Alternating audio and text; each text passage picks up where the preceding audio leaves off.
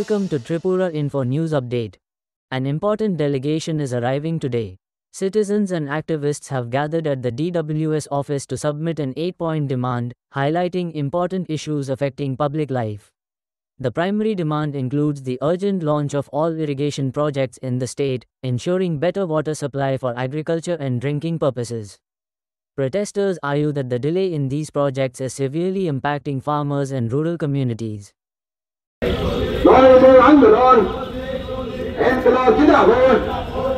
সমস্ত কৃষি জমিতে জলসেচ ব্যবস্থা করতে হবে, সমস্ত কৃষি জমিতে জলসেচ করতে হবে, নইলে সংগ্রাম চলছেই চলবে, নইলে আন্দোলন চলছেই চলবে।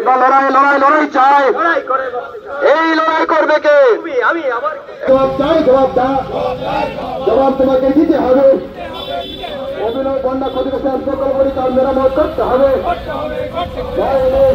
ভারত কৃষক সভা পশ্চিম ত্রিপুরা জেলা কমিটির উদ্যোগে রাজ্যের সেচ ব্যবস্থার যে অগ্রগতি গত 5-6 বছরে নতুন সেচ ব্যবস্থা তেমন কিছু হয়নি বললেই চলে।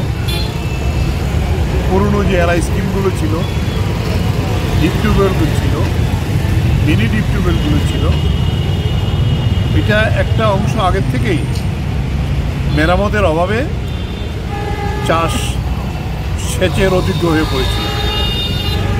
আর গত বছর যে পরপর 2বার যে প্রলয়ঙ্করী বন্যা হয়ে গেল, বন্যাতে বিশেষ করে 3-4টি জেলাতে বিভিন্ন জায়গায় যেহেতু নদীর পাড়ে এই সেচ প্রকল্পগুলো এলআই স্কিমগুলো প্রায় একেবারে ধ্বংসের স্তূপে পড়ে গেছে। আমরা বারবার এই কথাগুলো তুলে ধরেছি বিভিন্ন মিডিয়াতে, বিভিন্ন খবরের কাগজগুলোতে। এর উপর বিভিন্ন খবর প্রকাশিত হচ্ছে যে সেচের অভাবে এখন সবচেয়ে বড় মরশুমে আমাদের রাজ্যের মধ্যে গরু, দাস, চাল এবং সবজিতে এখন সারা বছরই হয়। সবজি চাষ খুবই অসুবিধা হচ্ছে। একদিকে কৃষকরা ফসলের ন্যায্য দাম পাচ্ছে না, অপরদিকে সেচের অপ্রতুলতার জন্য মাঠের পর মাঠ সেখানে শুকা পড়ে আছে। আমাদের 3টি বড় ব্যারেজ আছে, এটি হল চাকমাঘাট, মনো এবং গোমতীর যে মহারানী ব্যারেজ। এই ব্যারেজগুলোর যে ড্রেন নালা যেগুলির থেকে জল সরবরাহ করা হয়, বন্যার পরে সবই প্রায় বালুতে সিক্রেট হয়ে গেছে। তেলিয়ামরা তো একটি জাতীয় সড়ক নির্মাণের ফলে পুরা সেতু হয়ে গেছে। এইগুলি রিপেয়ারিংয়ের কোনো সরকারের দিক থেকে, সেচ দপ্তরের দিক থেকে কোনো উদ্যোগ নেই। আমরা বিভিন্ন স্থানীয় স্তরে এক্সিকিউটিভ ইঞ্জিনিয়ার তাদের সঙ্গে বিভিন্ন জায়গায় আমাদের প্রতিনিধিরা গিয়ে কথা বলেছেন যে তাদের রিপেয়ারিংয়ের জন্য কোনো টাকা নেই। অথচ কৃষিমন্ত্রী প্রতিদিনই বলছে যে কৃষি বিপ্লবের প্রায় কাছাকাছি, সাংঘাতিক সাফল্য।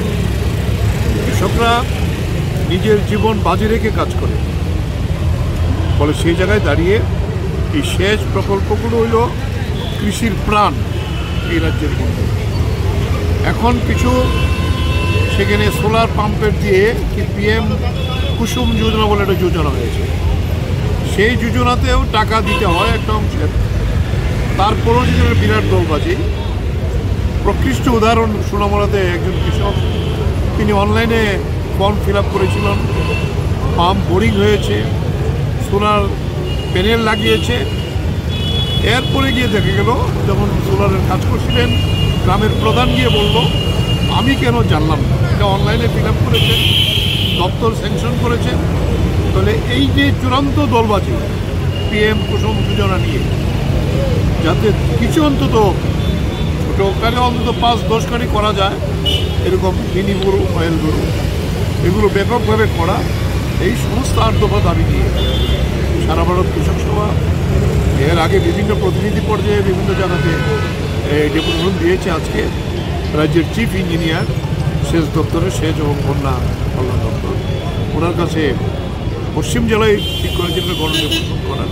তাই আমরা আজকে এই মিছিল করে এখানে গিয়ে জেলার নেতৃত্ব তারা ডেপুটেশন দেবেন, আমরা ওইখানে বিক্ষোভ প্রদর্শন করবো চিফ ইঞ্জিনিয়ার। সংগ্রামী সভাপতি করুন, কিন্তু যেগুলো চালু করা দরকার এগুলোর জন্য কিন্তু একটি কথাও বলি,